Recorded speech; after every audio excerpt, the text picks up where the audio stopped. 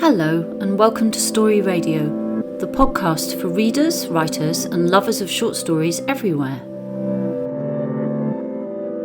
Today we're listening to The Necropolis Railway by Tabitha Potts.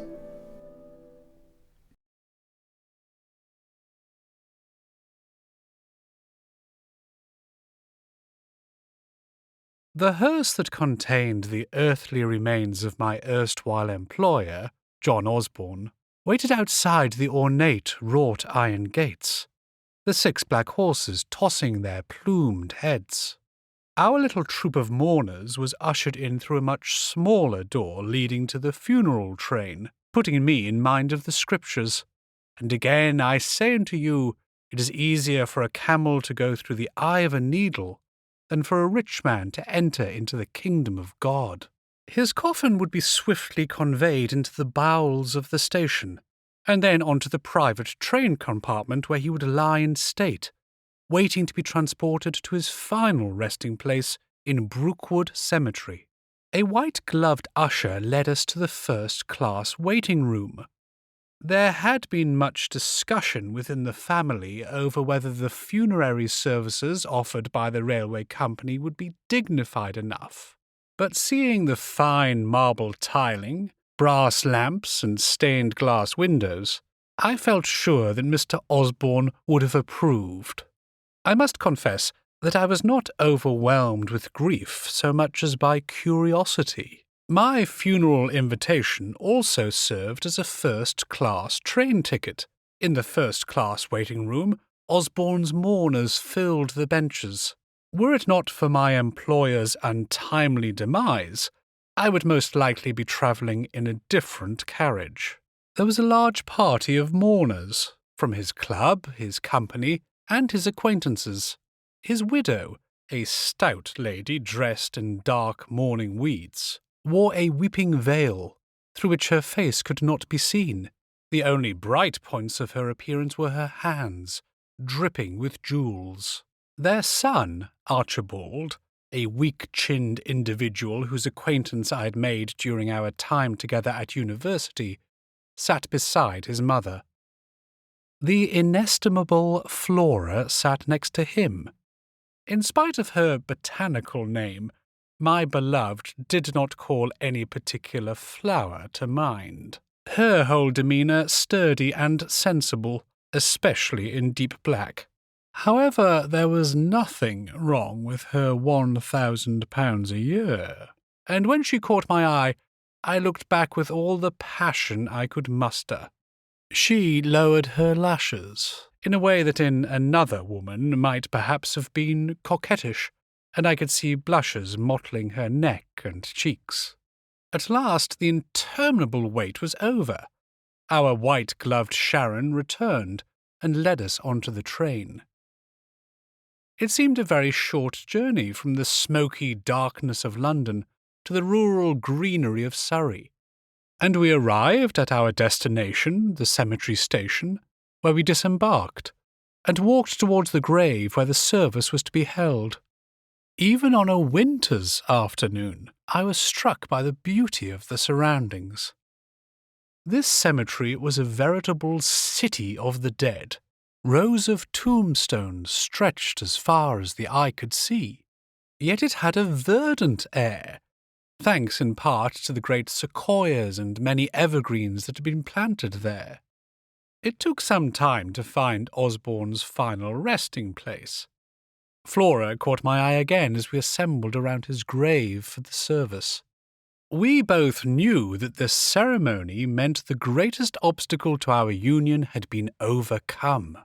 The sermon seemed as if it would never end, as the vicar praised Osborne fulsomely. I found his droning voice had a soporific effect. Mrs. Osborne appeared to shed a tear or two, her fat cheeks wobbling like a turkey's wattles beneath the thick veil, while Archie stared above us all, as though seeking consolation direct from the Almighty. The rest of our party returned to the cemetery station, where light refreshments had been laid on, fairy cakes, fish paste and cucumber sandwiches. Flora took my arm and pulled me towards the vicar. "Come, you must meet him." I pulled back from her. "What, that dreary fellow? I've heard enough of him today, I think." "He will officiate when—" She faltered. I realized what she meant. "Of course, my dear, how foolish of me, but I do need a few moments to compose myself first." I felt an unaccountable reluctance now I was so close to my goal. "Very well. Why don't you take the air for a few moments, but don't take too long?" Muttering my apologies, I stepped outside again. Lighting my pipe, I set off in the opposite direction. Cogitating as I was, I took little notice of where I was going, and it was only after about 10 minutes that I realized I had no idea where I was. I had a general impression that the memorial stones around me seemed smaller and humbler, less flowery in their wording. "Confound it," I muttered, and then noticed a young lady standing a little distance away from me, and apologetically raised my hat. I was surprised I hadn't seen her before, because what a stunner, in the modern parlance, she was. Her deep mourning dress displayed a graceful figure to its full advantage, and beneath her veil I thought I could make out great ropes and twists of coppery hair, and a fine, though pale, complexion. "Good day, madam. Excuse my confusion just now. I'm afraid I'm a little lost." "Are you now?" she murmured. "Where were you going?" I explained to her that I sought the first-class railway station. "I would be happy to accompany you, sir." I demurred, feeling that it might look a little odd, and asked her to tell me the way. I set off again in the direction she had indicated, but as I walked, I could have sworn the graveyard changed its aspect yet again.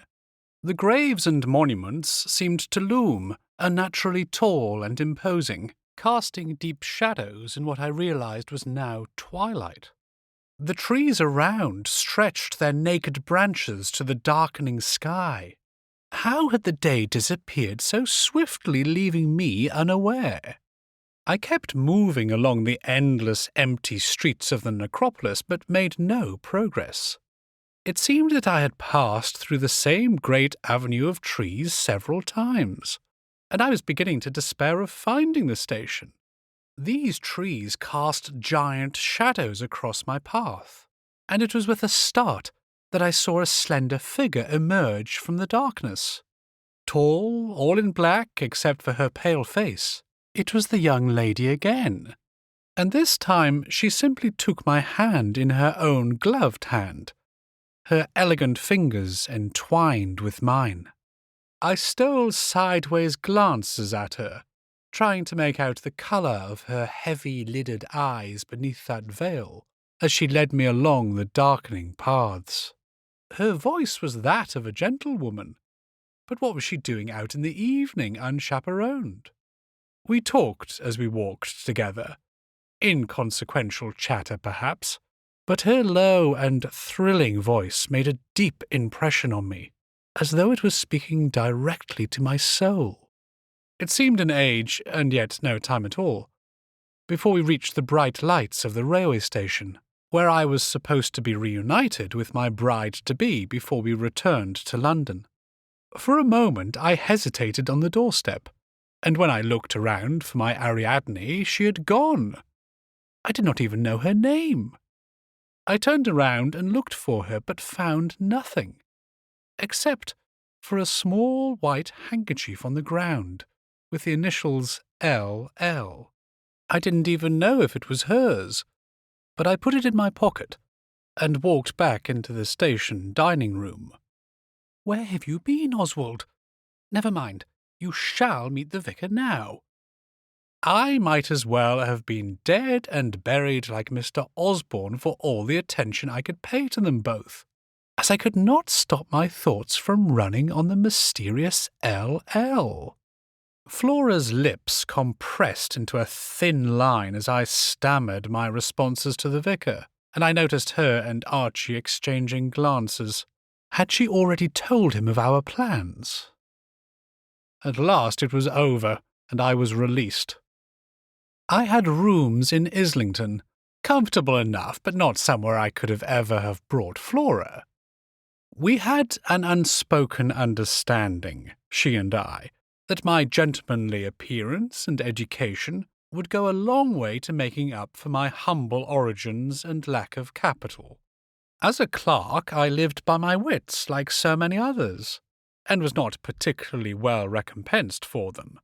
It had never seemed to me a hardship not to marry for love, as it was not a sentiment with which I was familiar. I tossed and turned for hours, and eventually took a sleeping draught, falling into a fitful slumber well past midnight. It was not to be a restful sleep, as I had a most disturbing dream. I had just been married, and my new bride and I were departing on our honeymoon on the Express d'Orient. She wore her travelling veil down as we boarded the train, but her tall, graceful figure and beautiful hands were unquestionably those of L.L. We got on board with our trunks and baggage, and settled into our sleeping compartment, full of excitement at the night ahead of us. The train began to move through the night, faster and faster, an almost demonic rhythm. I told my bride I was stepping out for a smoke, such is the irritating perversity of dreams, and started walking through the train. The dining car was empty, but the tables were piled high with food. Oysters, lobsters, a joint of beef, and bottles of champagne. As I walked through, I noticed more and more empty carriages. Where were the other passengers? I reached the front of the train. The stoker was a man of colossal size, his sinews and muscles bulging as he continually heaped more coal into the furnace. As I watched, he was enveloped in tongues of flame, his giant hands still feeding the fire as it started to spread. Horrified, I began to run back through the train. The flames followed behind me at a preternatural speed. The plates of food were now writhing with maggots and decay, and waiters stood unmoving, their eyes empty sockets. My bride awaited me. She lay in her couchette, and I gathered her in my arms and lifted her veil. Oh my God! Her face was destroyed. I cannot get it out of my mind. I awoke late, even for a Sunday, entwined in my bedclothes and somewhat feverish. Outside, the sky was leaden grey. I could not think of eating, so I took my mackintosh and umbrella and headed out. I found my footsteps leading me to Waterloo, and the Necropolis railway once again. I bought a ticket for the third class, hoping to remain unobserved by anyone known to me. I pulled my hat down over my brow, and listened idly to the lamentations of my fellow passengers as the train pulled out. They appeared to be music hall artistes or players of the poorer sort, and a lively crowd, who in a less agitated frame of mind I would have found very entertaining. "Are you here for old Morton?"